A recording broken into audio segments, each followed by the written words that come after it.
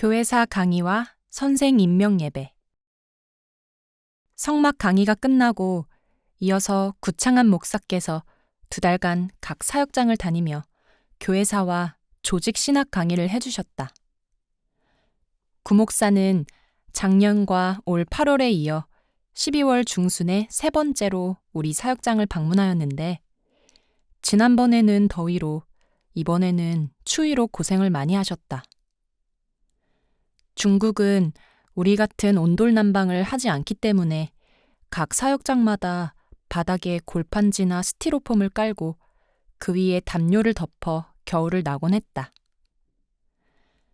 추운 날씨에 집안에 온기라고는 전혀 없으니 옷을 있는 대로 껴입어도 체온이 다 빠져나가 몸이 저절로 오그라들었다. 하루 종일 그렇게 등받이도 없는 의자에 앉아 며칠간 계속 강의를 하니 나중에는 혈액순환이 안 되어 다리에 마비가 오기도 하였다. 그 가운데서도 혼신의 힘을 다해 신학교 한 학기 분량에 해당하는 방대한 양의 교회사와 조직 신학을 가르쳐 주었다. 8개 사역장을 일일이 다 다니며 한 사역장에서 일주일씩 강의하였다. 사역장마다 선생들도 이런 좋은 강의를 들을 기회가 잘 없으니 어찌나 열중하여 듣는지, 목사님이 피곤한 것이나 본인들 힘든 것은 전혀 아랑곳하지 않았다. 잠도 주무시지 못할 정도로 계속 강의를 요청하며 별의별 질문들을 다 쏟아놓았다. 구 목사는 작년에 처음 와서 북한 형제들을 난생 처음 만나며 사람에게 잘못된 지식이 들어가면 그 지식이 사람을 망친다는 것을 절감하였다. 형제들이 북한에서 받은 제한된 교육 때문에 바른 마인드로 세상에 접근하지 못하는 것이 너무 안타까웠다. 한 번은 세계 교회사를 마치고 한국 교회사를 가르칠 때였다. 아무 생각 없이 북한이 일으킨 6.25 전쟁이 한국 교회에 미친 영향에 대해 설명하고 있었다. 그러자 갑자기 선생들이 흥분해서 떠들기 시작했다. 목사님, 아무리 입이 삐뚤어졌어도 말은 바르게 하라고 했습니다. 아니 어떻게 조국 해방전쟁이 우리 북조선에서 일으킨 전쟁입니까? 남조선 괴뢰도당이 미국 놈들의 사주를 바꾸서 일으킨 전쟁이 아닙니까? 목사님, 우리가 못 배운 사람들이라고 해서 함부로 그렇게 거짓말하면 됩니까? 6.25 전쟁을 누가 일으켰는가 하는 문제에서 목사님과 북한 선생들 사이에 첨예한 대립이 생기며 어떤 선생들은 냉랭한 경계심까지 나타냈다. 목사님은 무슨 말로 이들에게 역사의 진실을 설명해 주어야 할지 난감했다. 반세기의 세뇌는 무서운 것이었다. 김일성에게 무섭게 속아왔다는 것을 알면서도 어려서부터 주입된 생각을 바꾸기는 정말 어려운 모양이었다. 흥분해서 떠들어대는 선생들에게 목사님은 차분한 어조로 설명을 시작했다. 형제들이 알다시피 전쟁이 일어날 무렵 북한군에서는 수백 대의 탱크가 있었어요. 잘 훈련된 기계화 부대가 있었고 잘 훈련된 정규군이 50만 명이나 있었고 소련제 비행기까지 있었어요. 완벽한 전쟁 수행 능력이 준비되어 있었던 거죠. 반면 남한군은 그때 군대를 창설한 지 2년밖에 안 됐고 탱크는 고사하고 전 군이 총도 제대로 갖추지 못한 상황이었어요. 남한군에서 무엇을 믿고 전쟁을 일으킨단 말이에요? 그리고 남한군이 치밀하게 준비해서 전쟁을 일으켰다고 한다면 어떻게 전쟁 시작 3일 만에 서울을 빼앗기는 일이 가능하다고 생각해요? 북한의 전쟁 도발 사실을 뒷받침할 만한 객관적 근거들을 거론하며 열심히 설명하였지만 근거가 명백한 설명임에도 선생들은 끝끝내 전쟁은 남한이 일으켰다고 고집했다. 자기들이 알고 있는 것을 절대로 지우고 싶어 하지 않았다. 북한 선생들은 예수가 하나님의 아들이라는 것은 그렇게도 잘 믿었지만 전쟁을 북한이 일으켰다는 것은 절대로 믿지 못했다. 그때까지 성경을 많이 읽은 사람은 70도까지 읽고 예수님을 영접하여 영적으로는 새로워졌지만 지적인 면에서는 이렇듯 아직 옛 모습 그대로였다. 이들은 주입식 세뇌교육만 받아왔기에 모든 사고체계가 피동적이며 자발적으로 자기 생각을 열어갈 능력이 전혀 없는 듯했다. 그러다 보니 이들의 제한된 사고체계를 넓혀주며 이들에게 뿌리박힌 유물론적 세계관을 성경적 세계관으로 바꾸어주는데 강의의 초점이 맞춰졌다. 목사님의 열강에 부응하듯 선생들은 성경 통독을 통해 이미 예수님을 영접하고 하나님과의 관계가 회복된 상태에서 지적으로 엉클어져 있는 것들이 풀리는 경험을 하며 정말 기뻐했다. 처음에는 그저 호기심 가득하던 눈빛이었는데 강의를 듣고 난 후에는 새로운 세계를 알게 된 기쁨의 눈빛으로 바뀌었다. 목사님은 그 모습들에서 그동안 제대로 쉬지도 주무시지도 못한 고생들이 일순간 사라지고 정말 돈으로 살 수 없는 기쁨과 보람을 느꼈다. 또 목사님은 기독교는 말씀의 종교이며 역사적인 종교이기에 하나님의 말씀이 역사를 어떻게 변화시켜 왔는지 잘 알아야 한다고 강조하셨다. 선생들은 교회를 통한 하나님의 구속 역사 속에서 자신들의 정체성과 사명을 발견하고 지금 자신들이 하는 일이 얼마나 의미 있는 일인지 더욱 깊이 깨닫게 되었다. 이때가 각 사역장마다 3기생 학생들이 선생으로 세워지는 때였다. 나는 화산에 올라가 새로 세워진 순교선생팀 선생들을 북한 선교사로 임명하는 예배를 드리기로 했다. 서안에서 북쪽으로 130km 정도 떨어진 곳에 위치한 화산은 중국에서도 5대 명산에 들 정도로 그 경치가 아름답고 봉우리가 높은 산이었다. 구목사와 함께 산에 올랐을 때는 눈이 펑펑 내리는 겨울이었다. 우리는 땀을 뻘뻘 흘리며 산벼랑을 따라 아슬아슬하게 파놓은 돌계단을 밟고 산 정상까지 올랐다. 장장 5시간에 걸친 산행이었다. 고도 2160m인 나계봉에 올라 사방을 둘러보니 구름이 바다처럼 아득히 펼쳐진 사이로 산봉우리들이 섬처럼 듬성듬성 솟아있었다. 마침 저녁 해가 떨어지는 때라 발 아래 구름바다는 장밋빛 저녁 노을로 부드럽게 물들어 있었다. 발밑 먼 곳에서 저녁 노을에 물든 눈꽃송이가 우리를 향해 날아올랐다. 눈꽃송이들은 우리 봉우리를 에워싸며 빨려가듯 하늘로 오르다가 높은 허공에서 갑자기 방향을 바꿔 땅으로 빨려 들어갔다. 기가 막힌 광경이었다. 그 아름다움에 모두 넋을 잃어 아무 말도 하지 못했다. 서산으로 떨어지는 저녁해를 바라보며 주 하나님 지으신 모든 세계를 부르고 또 부르며 하늘을 향해 두 팔 벌리고 목청껏 기도했다. 떨어져가는 태양이 아쉬운 듯 먼 곳을 향해 연신 발을 동동 구르며 소리를 지르던 선생들이 흥분해서 말했다. 아, 선생님, 멋있습니다, 멋있습니다. 우리 하나님이 이렇게 멋쟁인 줄 몰랐습니다. 아이고, 선생님, 이제 우린 죽어도 진짜로 여한이 없습니다. 해가 떨어진 후 산꼭대기 바로 아래에 있는 산장의 숙소를 잡고 순교선생팀 8명 형제들을 선생으로 임명하는 예배를 드렸다.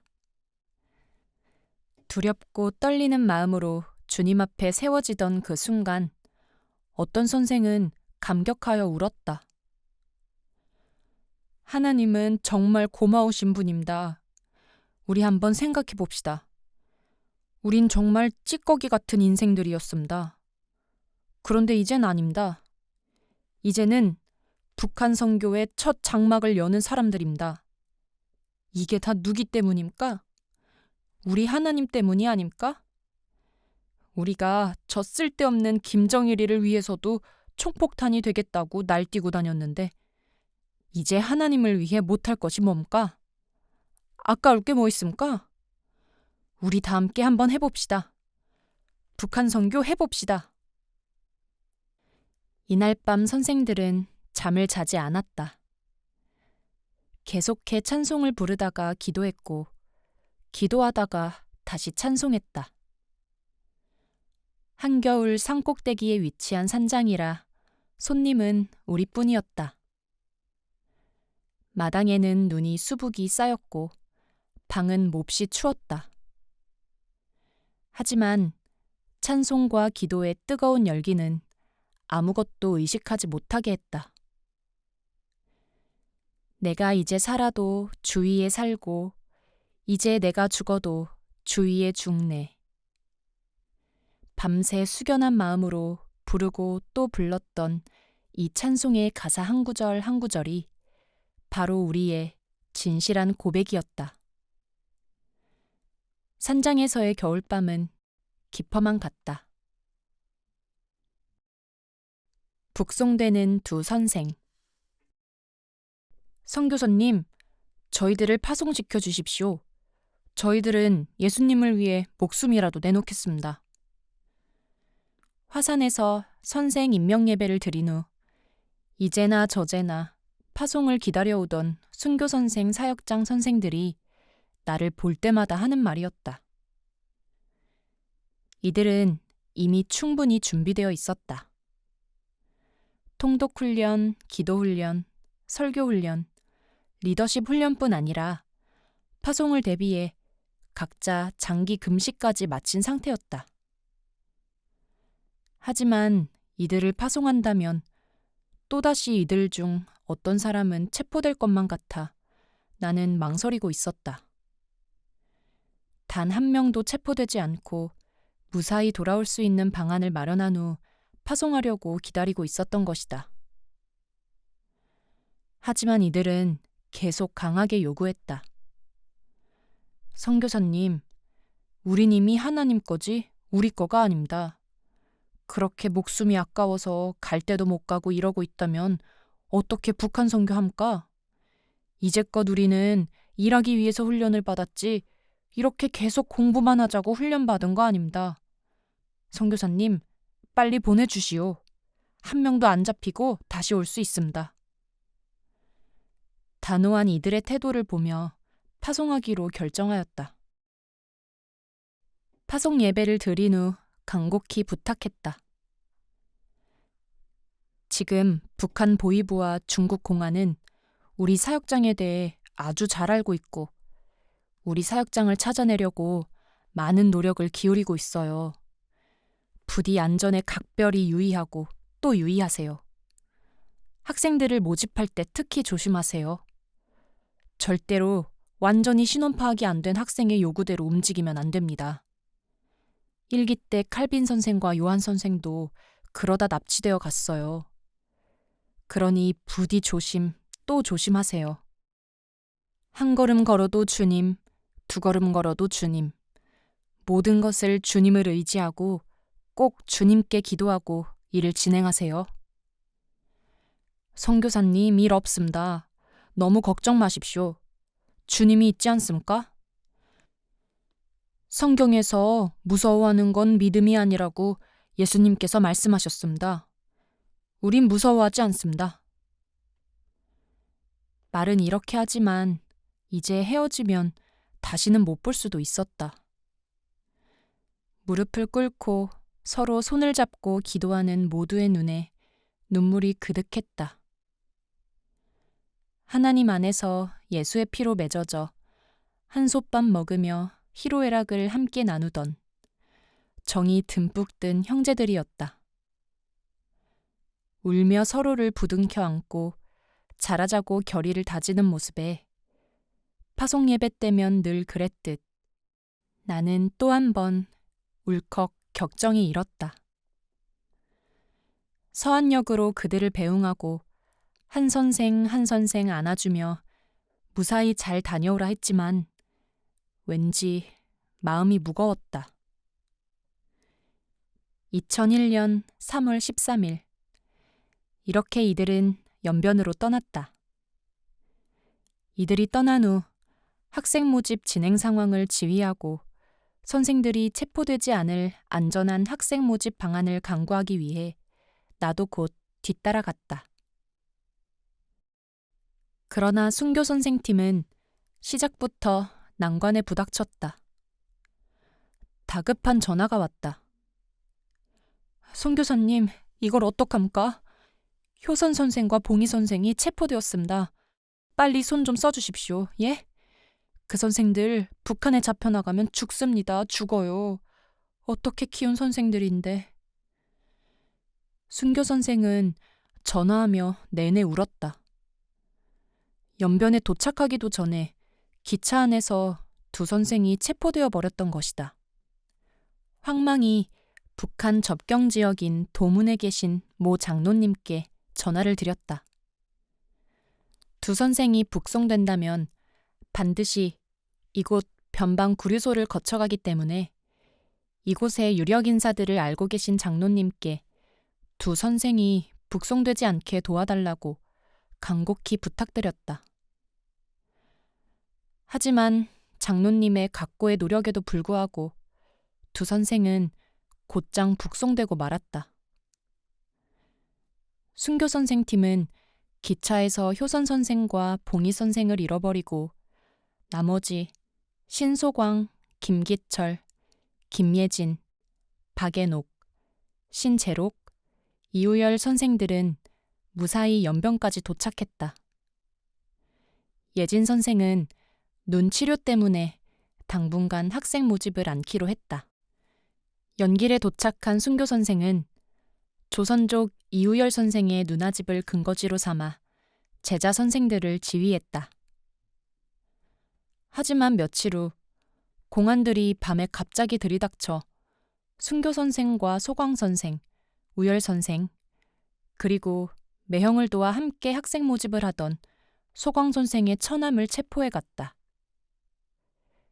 우열 선생의 매형이 한국 선교사인 나를 신고해 돈을 받아내려고 공안인 친구와 사전에 합의한 것 같았다. 공안들이 우열 선생의 매형을 앞장세워 급습했을 때 나는 이미 그곳을 떠난 후였다. 그날 저녁 내가 그곳에 이르자 순교 선생과 소광 선생이 서안에 있는 많은 사람들을 위해 나는 절대로 체포되면 안 된다며 다시는 오지 말라고 등 떠밀어 보냈기 때문이다. 공안들은 내가 있는 곳을 캐내기 위해 순교 선생과 우열 선생, 소광 선생과 소광 선생 처남을 수갑에 채워 파출소로 끌고 갔다. 소광 선생, 이제 우리는 건져줄 사람도 없고 공안에 잡혔다고 돈 내고 빼줄 사람도 없어. 우리 이대로 모든 것을 안고 북한까지 가게 될 것 같아. 안색이 어두운 소광 선생을 위로하는 순교 선생의 말이었다. 그러나 소광 선생도 순교 선생 못지않게 의외로 담담했다. 그런 것 같습니다. 그렇지만 어찌 보게 되면 하나님의 무슨 계획이 있는 거 아니겠습니까? 순교 선생님. 그래, 소광 선생. 무슨 하나님의 계획이 있겠지. 우리 한번 푹 믿고 가는 데까지 가봅시다 뭐. 순교 선생은 오히려 즐겁게 말했다. 여느 때 같으면 멀리서 공안 차만 보아도 가슴이 두근거렸지만 이상하게 조금도 두렵지 않았다. 오히려 마음속으로부터 알 수 없는 평안이 가득 차오르고 있었다. 이런 위기의 때에 곁에 서로가 있다는 것이 새삼 더 귀하게 여겨졌다. 이것도 하나님의 계획의 일부려니 생각하며 모든 것을 하나님께 맡기기로 하였다. 파출소에 도착하자 조선족 우열 선생은 곧장 풀려났고 공안들은 내가 있는 곳을 대라고 순교 선생과 소광 선생을 계속 심하게 때리며 추궁했다.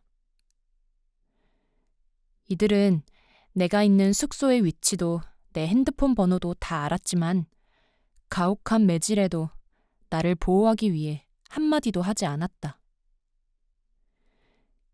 이들은 하룻밤을 파출소에 있다가 곧바로 흥안 간수소로 넘겨졌다. 간수소로 넘겨진 다음 날부터 주 공안국에서 파견된 공안들이 계속 취조했지만 이들의 대답은 한결같았다. 우리가 성경 공부를 한 것은 사실이고 선교사님도 연길에 나왔지만 우리는 모른다. 선교사님은 전도하시느라 한 곳에 있지 않고 항상 여러 곳으로 옮겨 다닌다. 우리로서는 어디 있다고 말할 수도 없고 설사 안다 해도 말할 수 없습니다. 이 새끼들아 말하라면 말하지 무슨 말들이 많아? 공안들은 아무리 때려도 이들이 계속 같은 말만 반복하자 마지막에는 전기 곤봉을 동원했다. 몇 차례 전기 충격에 몸이 비틀어진 순교 선생이 고함을 질렀다. 야, 니네들도 사람 아니냐? 그러면 니네도 스승이 있지 않았나? 한번 바꿔놓고 생각해봐라. 니네라면 이렇게 막 때린다고 스승을 팔아먹겠니? 우린 어차피 북한에 나가면 죽는다. 우리는 이래도 저래도 어차피 죽는다. 아무래도 죽는 거 우리 선생만은 살린다. 그러자 공안이 이들의 뺨을 휘갈기며 취조를 포기했다. 그러나 간수소에 한 번 들어가면 무조건 40일을 채워야 한다는 중국법 규정상 취조가 끝났음에도 이들은 그곳에 계속 갇혀 있어야 했다. 40일 후 두 선생은 곧 북한으로 이송되었다. 소광 선생은 간수소에서 나오면서 그동안 한 번도 보지 못한 순교 선생과 처남을 처음으로 보았다. 머리를 빡빡 깎이고 죄수복을 입은 순교 선생을 보니 눈물이 났다. 그는 떨리는 목소리로 순교 선생을 불렀다. 순교 선생님, 소광 선생. 순교 선생의 목소리도 떨리고 있었다. 우리 가는 것 같습니다. 그래, 가는 것 같아. 간수들이 두 선생을 용정 변방대로 이송하며 말했다. 너희들 크게 죄 지은 것도 없는데 갔다가 또 오라. 잡히지 말라. 두 선생은 이틀을 변방대 감방에 있다가 회령의 보이부 집결소로 이송되었다. 학생 모집을 위해 선생들을 연변으로 직접 보내는 이런 방법은 순교 선생과 소광 선생뿐 아니라 앞으로도 많은 선생이 체포될 것 같았다. 그래서 위험한 연변 지방에 선생들을 파송시키지 않고 용섭 선생 한 사람만 조용히 보내 연길에 상주하며 학생들을 연중 모집하는 방향으로 전환하고자 했다.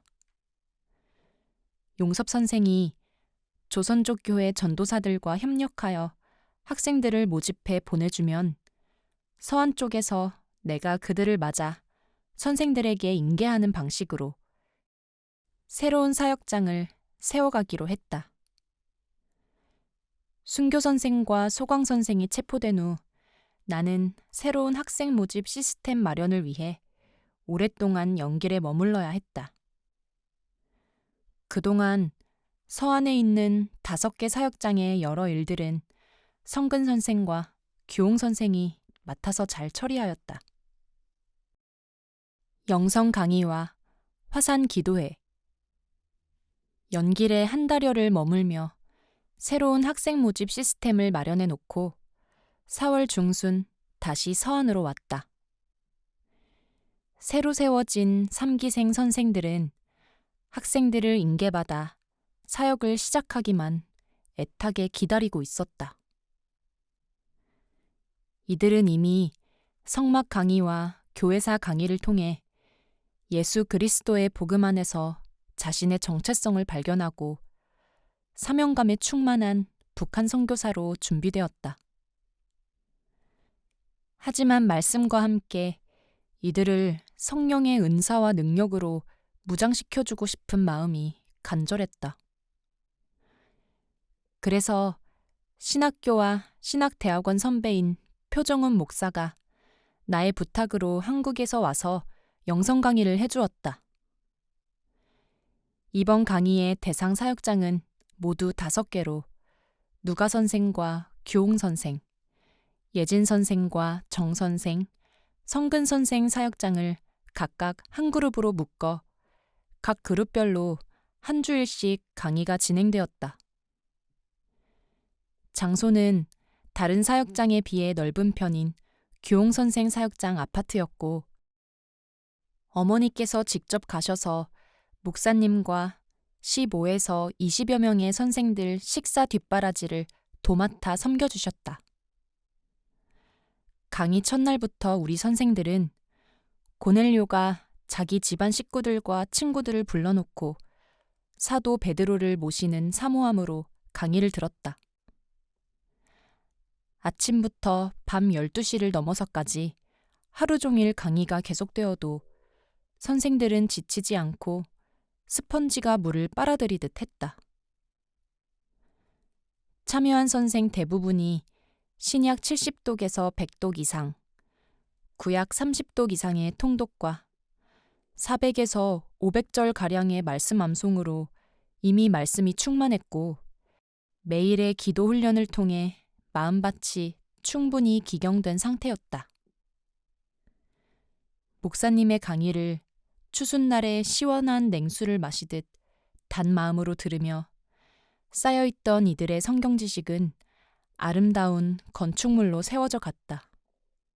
영혼의 영성, 육체의 영성, 물질의 영성, 대인관계의 영성, 성령의 이중적 사역 등의 강의를 통해 선생들의 편파적 성경 지식이 유기적, 통합적 지식으로 종합되었다. 한 그룹 강의가 끝나면 일주일 강의가 영적 실제가 될 수 있게 화산으로 기도훈련을 떠났다.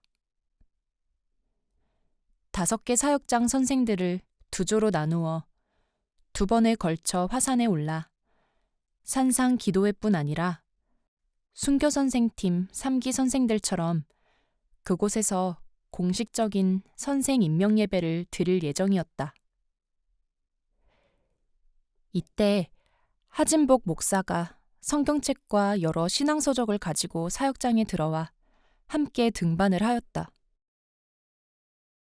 봄이라 올라가는 돌계단이 미끄럽지 않아 지난번보다는 훨씬 덜 고생스러웠다. 산 정상에 도착했을 때는 이미 저녁 무렵이었다. 지난번처럼 산장 지하에 있는 큰 방에 모여 표목사의 인도로 저녁 기도회가 시작되었다. 기도회가 시작되자 성령님께서 먼저 표목사에게 산에 오를 때 안내를 맡은 중국 자매에게 잠시 음란한 생각을 가졌던 죄에 대한 부담을 주어 형제들 앞에서 그 죄를 공개적으로 고백하게 하셨다. 목사님은 성령 세례를 받기 전에 먼저 하나님 앞에 깨끗해야 한다고 전부 회개 기도를 시켰고 통성으로 기도하게 하며 한 사람 한 사람 안수해 주셨다. 그러자 주께서 부활승천하신 후 제자들이 감람산에서 돌아와 마가의 다락방에서 저녁 기도에 힘쓸 때 성령께서 급하고 강한 바람처럼 강림하심 같았다. 모든 선생들에게 각국 방언이 터지고 예언, 방언 통역 등 각양 은사가 임했다. 알코올 중독자인 최대중 선생은 방언을 받고 너무 좋아하며 살아계신 하나님을 체험했으니 이제부터는 술 끊고 신앙생활 잘하겠다고 다짐하였다. 하나님의 은혜가 놀라웠고 사모하는 심령을 만족해 하시는 성령님께 감사드렸다. 기도회를 마무리하며 새로 세워진 3기생들을 선생으로 임명하는 예배를 드렸다. 설교는 새로 세워진 선생들이 한 사람씩 돌아가며 하였다. 이들이 기염을 토하며 부르짖는 설교 내용은 단순했지만 힘이 넘쳤다. 하나님이 우리를 살려주셨다. 그러니 우리는 하나님을 위해 살아야 한다.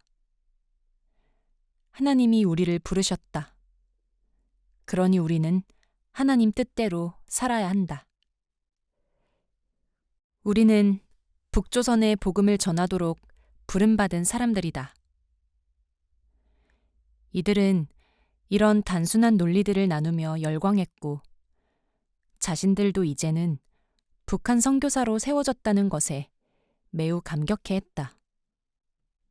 나도 이들과 함께 어우러져 이들식의 구호를 목이 터져라 외쳤다. 하나님 만세, 만만세, 기다려라 북한아, 우리가 간다. 그리고 모두가 어린아이 같은 순수한 마음이 되어 이 시간도 북한으로를 뜨겁게 불렀다. 눈물을 흘리며 손에 손을 잡고 밤새 이 찬양을 부르고 또 부르고 또 불렀다. 오늘도 멀리 타향길에서 복음을 안고서 예수님 십자가 그 사랑 전하여 가노라. 어려운 상황 속에서도 주님은 인도하시네. 흰 눈길 밟아가면서 이 시간도 북한으로 오늘도 또 가야 하는 길 복음을 안고서 새벽 미명을 깨뜨리며 진창길 밟아가네. 예수님 사랑하는 불타는 마음을 안고 평화의 기쁨 전하려 이 시간도 북한으로 하나님 부르심 받들고 발걸음 가볍게 고난을 이겨가면서 즐겁게 찬송 부르네. 예수님 재림 기다리며 환난을 이겨가면서 모든 것 주께 맡기고 이 시간도 북한으로 이 시간도 북한으로 이 시간도 북한으로. 이 노래는 98년 주광호 선생이 나를 만나기 직전 길림에서 같이 살던 김철수라는 형제가 북한에 복음을 전하러 들어가기 위해 40일을 금식한 후 작사 작곡한 찬양이었다. 철수 형제는 광호 선생에게 이 곡을 가르쳐주고 곧장 북한으로 들어갔다. 광호 선생에게 배운 후 우리 사역장에서는 계속 이 노래를 불렀다. 새벽 기도 때, 저녁 기도회 때 불렀고 기쁠 때, 슬플 때 불렀다. 양식이 떨어져 막막한 가운데 금식하며 불렀고 공안의 호구조사로 위험할 때도 이 노래 후에 서로 손잡고 간절히 기도하였다. 이후 서안에서 76명이 체포되었을 때 감옥에 갇혀 생사를 기약할 수 없는 막막한 가운데도 이 노래를 불렀다. 우리 사역장에서 가장 많이 불렀던 찬양이었고 나와 모든 형제들의 신앙 고백이었다. 부를 때마다 많이 울었고 듣는 이들도 많이 울었다. 표 목사님은 이 찬양을 듣고 즉석에서 북한이 하나님을 버렸기 때문에 내 머리 위의 하늘은 놋이 되고 내 아래의 땅은 철이 되었으며 하나님을 버린 북한과 주님을 잘 섬긴 남한과는 마치 심판과 축복을 구분해 놓은 것 같다는 말씀을 전해주셨다. 또한 은혜를 주시는 것은 반드시 시험이 있기 때문이라는 얘기를 여러 번 하셨다. 고난을 통해 영성이 깊어지며 고난이 영성의 최고봉이라고 하시며 큰 시험이 있을 것이라고 하셨다. 그런데 이날 기도회와 함께 선생으로 임명된 선생들 대부분이 훗날 체포되어 북한 감옥으로 호송되었다. 하지만 이들은 북한의 감옥에서도 신앙을 굽히지 않고 예배를 드리고 찬송 부르고 기도했다고 한다. 나는 지금도 북한 선교는 북한 사람이 해야 한다고 생각한다. 북한 사람에게 복음을 가장 잘 전할 수 있는 사람은 바로 북한 사람 자신이기 때문이다. 그들은 반세기 동안 우리와 전혀 다른 문화 속에서 너무도 다른 길을 걸어왔다. 내가 북한 형제들을 처음 만났을 때 외국인도 모자라 하물며 외계인이라고 생각했을 정도로 그들은 우리와 전혀 다른 세상의 사람이 되어 있었다. 또한 아무리 신뢰관계가 형성되었다고 해도 북한 사람들은 한국에서 온 사람보다는 본능적으로 북한 선생이 해주는 말을 더 신뢰했다. 그래서 하나님께서 친히 키우신 한 사람의 북한 출신 선교사가 얼마나 귀한지 모른다. 생명의 위협 속에서 한 걸음 한 걸음 뗄 때마다 하나님의 능력을 체험하며 살아온 우리 선생들이 바로 그 사람들이다. 배운 것 없고 거칠고 사나운 이 사람들이 이름도 없이 빛도 없이 이 일을 해내고 있었다. 정말 하나님의 놀라운 능력이다. 이제 우리의 사역은 바야흐로 사기 사역으로 접어들었다. 사역장 인원도 무려 500여 명으로 불어날 것이다. 나는 북한 선교의 새로운 역사가 시작되고 있음을 느낄 수 있었다. 순교의 기도 지원군, 소록도 북성교회. 날로 확장되어가는 사역을 생각하니 우리 사역을 위해 밤낮 없이 기도하고 계시는 소록도 북성교회의 남차훈 권사님이 보고 싶어졌다. 1992년 대구 신학교에 편입했을 때 동기 전도사의 소개로 남 권사님을 기도의 어머니로 모시게 되었다. 그 이후부터 권사님은 나의 사역과 우리 가정을 위해 전적으로 기도해 주셨다. 그리고 북성교회의 수석 장로이신 남효선 장로님, 강석환 집사님 등 다른 성도들도 나를 위해 많이 기도해 주셨다. 중국으로 들어오기 전에 인사드리러 갔을 때였다. 권사님과 장로님, 그리고 성도님들을 만나 뵙고 인사를 드리니 장로님께서 나에게 말씀하셨다. 순교의 각오 아니고는 할 수 없는 북한 선교 아닙니까? 선교사님은 현장에서 순교의 자세로 사역하세요. 우리는 여기서 순교의 자세로 기도할게요. 그 후부터 북성교회에 부탁하는 기도 제목들은 전부 응답이 왔다. 나는 조금이라도 힘든 일이 생기면 새벽 2시건 3시건 무조건 전화해서 기도 부탁을 드렸다. 밤낮 없이 혼신을 다해 올려주시는 이분들의 기도는 우리 사역의 가장 큰 힘이었다. 나는 혼자서는 도저히 감당할 수 없는 일이 닥칠 때마다 소록도 북성교회에 중보기도를 부탁하며 어려움을 이겨내곤 했다.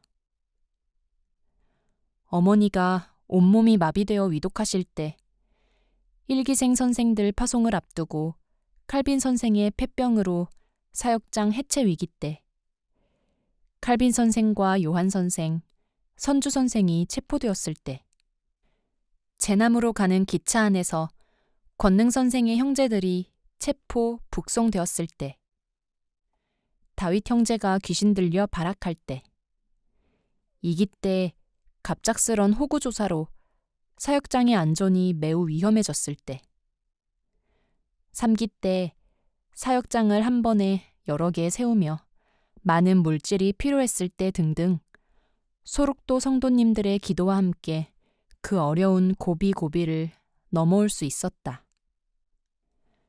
한국에 올 때마다 다른 곳은 몰라도 북성교회는 꼭 들렀다. 선교 상황을 자세히 보고하며 성도님들의 기도를 통해 형제들이 안정을 찾고 변화되어 가고 있다고 감사의 말씀을 드리면 모두 자기 자식 일처럼 기뻐하셨다. 그리고 지금까지 수십 년 동안 많은 기도 부탁을 받고 많은 사람을 위해 중보기도를 해왔지만 북한 사람들 한 영혼 한 영혼을 붙잡고 기도하는 이 일보다 더 귀한 일이 어디 있겠냐고 오히려 나에게 고마워하셨다. 나름대로 작은 선물이라도 드리며 성의를 표시하려고 하면 중국 가는 여비와 사역비에 보태라며 오히려 나를 더 많이 물질로 섬겨주셨다. 70세가 넘은 분들에게 정부에서 매달 3만 원씩 지급하는 돈을 모아두었다가 주시는 피눈물 나는 돈이었다. 소록도에 들릴 때마다 이분들의 헌신적 기도와 사랑에 매번 큰 위로와 힘을 얻었다. 사역장의 형제들도 내가 한국에 갈 때마다 남장로님을 비롯하여 북성교회 성도님들께 편지를 써주었다. 형제들은 사역장이 안전하고 말씀의 은혜가 매우 큰 것이 장로님과 많은 성도님들이 24시간 쉼없이 올리는 중보기도의 열매라고 감사를 드렸다.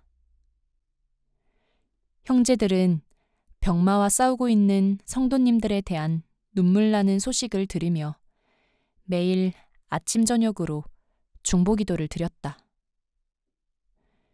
기도 속에서 매일 영으로 교제를 나누다 보니 한 가족같이 친근하게 느껴졌다. 그래서 어떤 형제들은 꼭 우리 친척, 형제, 부모님께 편지를 쓰는 것 같다고 하였고 남장로님의 이름을 따서 붙인 최효선 형제는 장로님을 아버지라 부르고 싶다고 했다. 형제들은 의인의 간구는 역사하는 힘이 많다는 말씀을 믿고 많은 기도 제목을 써보냈다. 하나님의 사랑 안에서 살며 그리스도 안에서 형제를 사랑할 수 있도록 영적으로 성장할 수 있도록 기도하는 주님의 종이 되도록 기도해달라고 부탁했다. 사역장 형제들의 이름과 구체적인 형편을 자세히 적어보내며 꼭 잊지 말고 기도해달라고 간곡히 부탁하는 선생들도 있었다. 또한 이 사역이 순조롭게 진행될 수 있도록 사역을 책임진 나를 위해 전날보다 더 많은 기도를 해달라고 부탁하였다. 아울러 앞으로 북한의 복음의 불길, 말씀의 불길, 성령의 불길이 세차게 타올라 북한의 모든 영혼이 구원받으며 북한 땅에 기근과 저주가 끊어지도록 힘써 기도해 주시기를 부탁드렸다. 하나님께서 성도님들의 기도를 들으시고 북한의 놀라운 변혁의 역사를 일으켜 주실 것이라고 그분들의 기도의 수고를 위로하였고 탈북자들을 통해 복음의 씨앗이 북한 땅에 뿌려져 저 땅이 다시금 동방의 예루살렘으로 부흥할 것이라고 자신들의 간절한 소망을 나타내기도 했다. 여러 형제들이 많은 편지를 보냈지만 조선족 김순종 선생의 편지를 소개한다. 순종 선생은 소록도 북성교회 성도들의 상황을 들으며 성도들을 위로하고자 자신의 신앙 간증을 편지에 써보냈다. 조선족 김순종 선생의 편지. 오늘도 소록도 북성교회와 함께하시고 소록도 북성교회의 기도에 귀를 기울이사 응답해 주시는 하나님께, 또 모든 그리스도인과 함께 계시고 또 만유를 지으시고 만유를 통일하시고 또 우리 모두를 성령으로 하나로 만들어주신 하나님께 감사드리면서 그리스도의 보혈로 거룩하여진 소록도 북성교회 남효선 장로님과 전체 성도님들께 주 예수 그리스도의 이름으로 문안드립니다. 우리를 이끌고 계시는 누가 선생님을 통하여 또 중국에 와서 선교하시는 최 선생님을 통하여 소록도 북성교회에 대하여 많이 들었고 귀 교회의 기도에 역사하는 힘이 많음을 많이 들었습니다. 또 소록도 북성교회에서 저희들의 사역장을 위해서 24시간 기도하고 있다는 말도 들었습니다. 귀 교회의 정황을 말할 때 나는 울지 않을 수가 없었고 소록도 북성교회 성도님들에 비하면 얼마나 행복한지를 몰랐던 나 자신이 너무나 부끄러웠습니다. 그래서 여러분의 신앙에 도움이 될 수 있을까 하여 귀 교회에 대한 감사와 기도 부탁과 아울러 나의 짤막한 신앙 중에 한 토막을 담습니다. 저는 김아무개라고 합니다. 올해 27살이고 1974년도에 하나님이 자주 사용하신 수인 12월 12일에 연변 조선족 자치주의 어느 한 농가에서 태어났습니다.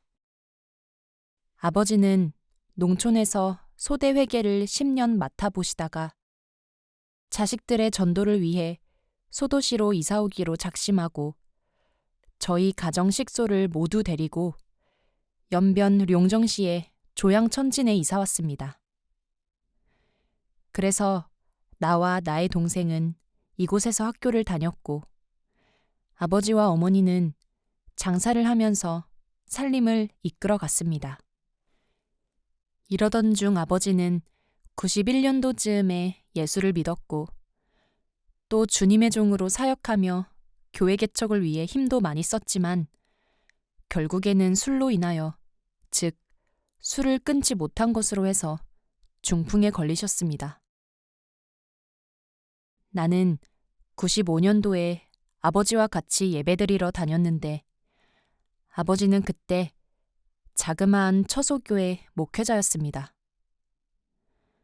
그러나 나는 예수 믿는다지만 제대로 신앙생활 아니하고 술, 담배, 도박, 오락에 빠져 살았댔는데 어느 하루 이렇게 계속 살아서는 안 되겠다는 생각이 섰습니다.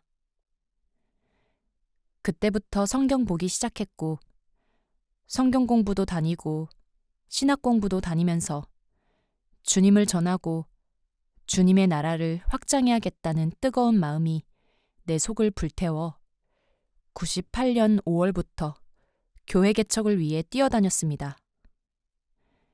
그때는 왕복 80리길을 자전차를 타고 비가 오나 바람이 부나 눈이 오나를 막론하고 다녔고 비가 올 때는 마을에 들어서서 자전차를 메고 다니기도 했습니다. 그런데 이때에는 단지 마음의 뜨거움으로 했지 성경에 대해서는 잘 몰랐고 설교도 잘 못했고 기도도 잘 못했습니다. 소명 받았는지 또 사명이 무엇인지도 모르고 단지 예수를 전하자는 뜨거운 마음밖에는 없었습니다. 그런데 그때 무엇을 전했는지 몰라도 하여튼 뜨겁게 전했고 모두들 은혜를 받았고 시력이 나쁜 사람이 시력이 회복되어 성경을 보는 역사와 여러 가지 일들이 있었댔습니다. 그러나 이로써는 나를 하나님의 일꾼으로 만들 수가 없었는가 봅니다. 어느 하루 저의 아버지가 뇌출혈로 병원에 입원하게 된 것입니다. 아버지는 3일 동안 의식을 못 차렸고 의식을 차린 후에는 오른쪽 팔다리를 못 쓰는 반신불수가 되었습니다. 그런데다가 언어 장애가 와가지고 말도 제대로 못하였고 그의 말에서 한마디를 알아들으면 잘 알아들은 것이었습니다. 그러나 아버지의 청각은 정상적이어서 우리가 말하면 아버지는 손신용으로 옳다는 표시는 할 수 있었습니다. 이렇게 우리는 병원에서 15일간 있다가 입원 비용이 없었으므로 출원 소속을 밟기로 결단했습니다. 저는 동맥경화로 인해 사지가 뻣뻣하고 아직도 의식이 정상적으로 회복되지 못한 아들의 이름도 못 부르시는 아버지를 업고 집으로 왔습니다. 출원 시에 나는 올라오는 눈물을 가까스로 참으면서 어머니께 생명을 살려주신 하나님께서 아버지의 병도 고쳐주심을 믿읍시다 하고 출원했습니다. 이때로부터 시작하여 하나님은 나를 하나님을 전적으로 의지하도록 기도의 사람으로 만들었습니다. 아침마다 아버지를 위해서 눈물을 흘리면서 기도하자 아버지의 병은 날로 날로 큰 약도 아이 썼는데 하나님의 치료하심으로 호전되어 갔습니다. 때때로 하나님은 의사도 보내주셔서 무료로 봉사하게 하셨습니다. 그 사이에 수많은 의사가 와서 무료로 안마도 해주고 침구도 해주고 약도 져주고 했습니다. 또 쌀이 떨어질 때에는 쌀도 가져다 주고 돈이 필요할 때에는 하나님은 돈도 사람을 통해 가져다 주게 했습니다. 이때로부터 나는 비바람을 맞을 수 있는 병아리로 성장하게 된 것입니다. 아버지는 전에 장사를 하면서 빚을 인민폐로 10,000원 넘게 졌었습니다. 그것으로 인해 저희들은 본래 그 돈의 이잣돈만 해도 한 달에 700~800원은 내야 했는데 하나님은 이 돈도 다 면제하게 해주시고 본전만 갚으라는 것입니다. 너무나 하나님의 은혜에 감사했습니다. 이와 같은 하나님의 역사를 수없이 겪으며 나는 하나님이 쓰시는 일꾼으로 성장하게 되었습니다. 제일 잊을 수 없는 나날은 작년 성탄절 며칠 전과 며칠 후였는데 그때 나는 2개 처소교회를 목회하고 있었습니다. 그때 면바로 저의 삼촌 집에서 언 명태를 씻어서 말리는데 내가 없으면 일손이 딸려 면바로 성탄절 기간에 명태를 씻게 된 것입니다. 그때 내가 이것을 포기하자니 삼촌이 예수를 모욕할 것 같아 하겠다고 했습니다. 새벽 3시부터 나가 삼촌의 일손을 돕고 낮에는 예배드리고 저녁 예배 마친 후에는 또 밤 12시까지 야경을 섰습니다.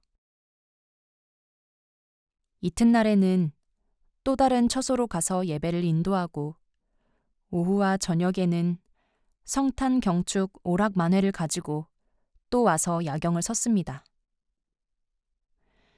새벽에 나가서는 삼촌의 일손을 돕고 아침밥을 짓고 또 나가서 낫일을 했는데 그런 중에도 하나님은 나에게 건강과 힘을 주셨다는 것입니다.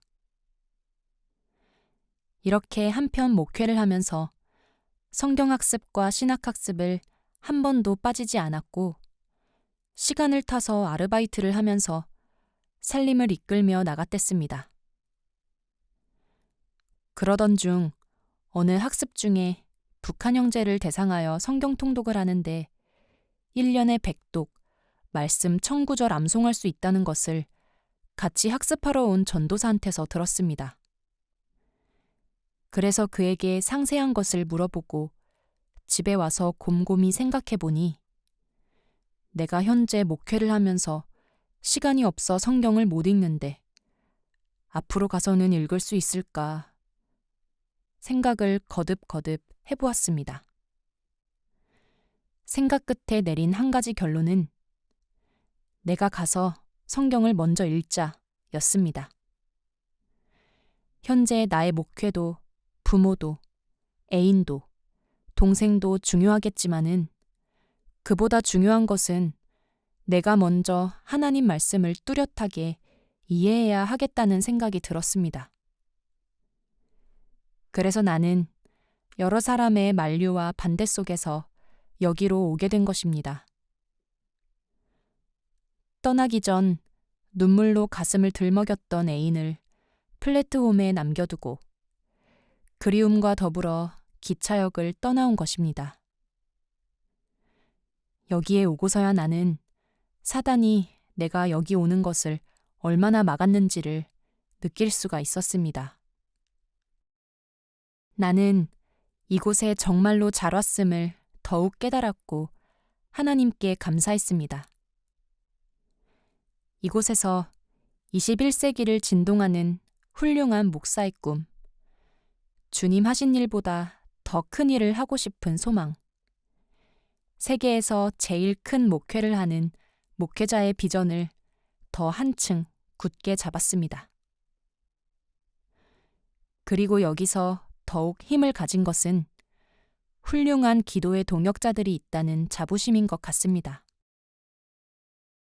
사회에서는 어떻게 대우받는지는 잘 모르지만 약한 자를 들어서 강한 자를 부끄럽게 하는 하나님의 역사가 바로 소록도 북성교회에서 일어남을 들은 것입니다. 진실이 점점 소실되어가는 이때에 비록 수십만 명의 기도의 단체가 아닐지라도 하나님은 진실로 융합된 소록도 북성교회의 기도를 들으시고 수많은 응답들을 내리신 줄로 믿습니다. 그 증거라면 내가 현재 소속이 되어 있는 사역장에 결핵병 환자가 있는데 여러분의 24시간 집중적 기도에 지금은 기침을 짓지 않고 각혈을 하지 않고 있습니다. 5일 동안 닌겔 주사를 하루 3통씩 맞을 때는 매일 기침나고 각혈이 심했는데 여러분의 기도 위에 하나님의 보좌가 움직이고 하나님의 치료의 광선이 이곳을 비추신 것이 아니시겠습니까? 부디 더욱 큰 힘과 신심을 가지시기 바랍니다. 아래에 소록도 북성교의 기도가 역사하는 힘이 많은 줄을 믿고 기도 부탁 몇 가지를 드리려고 합니다. 1. 말씀의 지혜의 은사, 지식의 은사를 주사 말씀을 정확무오하게 깨달아서 가르치는 자가 되게 하시기를 위해서. 2. 21세기에 잠자는 영혼을 깨우는 주님이 하신 일보다 더 큰 일을 하는 훌륭한 목사가 되기를 위해서. 3. 내가 가야 할 신학대학과 신학원과 및 학비를 위해서. 4. 아버지의 병을 위해서. 아버지가 다시금 일어나서 주님의 일을 할 수 있기를 위해서. 5. 나와 애인의 결혼 비용을 위해서. 나의 애인은 올해 29세인데 중국에서는 이 나이에 처녀가 시집 못 가면 아주 수치가 됩니다. 인간의 수치는 괜찮은데 예수님의 이름이 팔리는 것 때문에 명년 이 학습이 끝나면 파송받고 인침 결혼하고 다시 돌아와서 사역을 시작하고자 합니다. 그리고 될 수만 있다면 나의 애인도 이곳에 와서 하나님의 말씀을 통독할 수 있도록 기도해 주십시오. 저의 애인은 아주 오고 싶어 하는데 상황이 잘 안 되어 있는지 올 수 없다고 여기 선생들이 말합니다. 기도해 주셨으면 감사하겠습니다. 수많은 기도 부탁을 드리고 싶지만 이만큼 하고 할 말은 많지만 앞으로의 편지 내왕과 더욱이 상봉을 그려보면서 남효선 장로님을 비롯한 여러 성도님들의 옥체 건강을 하나님께 간절히 빌면서 아쉬운 필 놓습니다. 2000년 9월 30일 한참 후배인 부족한 주의종 김아무개 김순종으로부터